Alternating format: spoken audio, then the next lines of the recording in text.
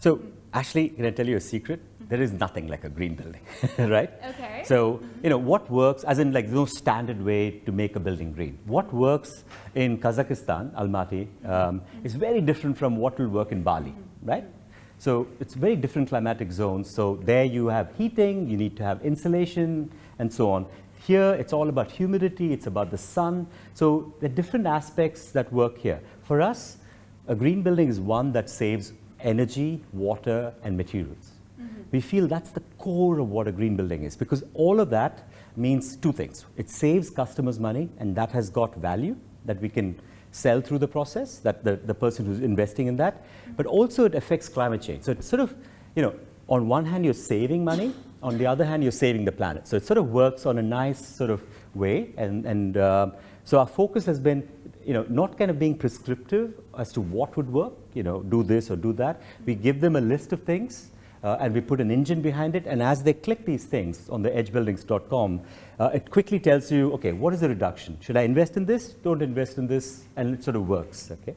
So that's been the way we've been handling it. So for us, a green building is one that is certified as green, because somebody just claiming they're green, we need to stop that. Oh, right? so there's a certification. That's very important to have a third party look at it. I mean, the idea of certification is not to kind of make it more complicated, but just to get a sort of a transparency in the mechanism. Somebody outside, independent, coming in, checking and making sure all those things that the developer claims are built in to the system. Okay, that's really interesting. So now moving on to the new capital city, which is not going to be Jakarta anytime soon. So what will IFC participation be like in terms of investment of green building in the new capital city? Yeah, so I mean, any sort of new development like this could be a huge opportunity to get it right. I always find it exciting that, not just in buildings, but just getting lifestyle and how you do the planning and how you do the transport network, you can have a lot more impact, because it's a lot more comprehensive opportunity, right? It takes time. And it's also a beautiful opportunity to build green, right? Because you've got all the energy, and you can also have an opportunity for the governments to have good policies set up in that location. So you can start fresh. It's a good way to kind of rethink and get some of those aspects. So we find that, any such opportunity is a great opportunity for us to support and help and make that work. Okay. So we are always open to this. Okay. So IFC will maybe make more investments in the new capital city.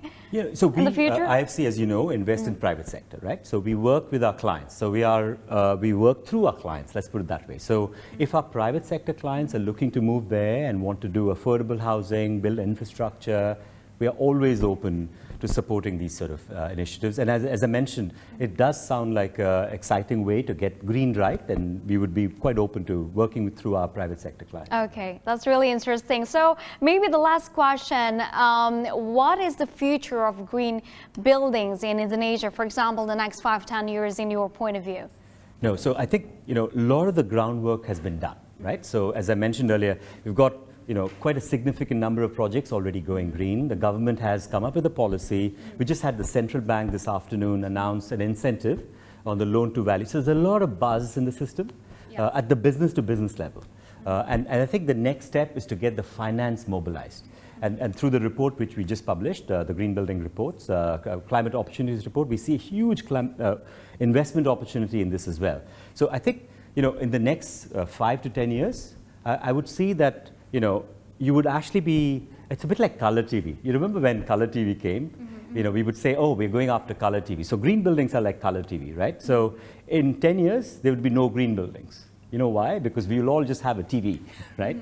So we won't be defining it as color, not green color. So I think when that happens, that is success. When we see banks are acknowledging that green assets are good, when we see developers finding that there is enough market for green, and when home buyers sort of differentiate green and non-green and sort of, are able to go more deeper into that, that's when we would have succeeded. I am pretty confident Indonesia is one of those places that is just at the cusp of exploding and really being the great example that it can be in making these green markets work.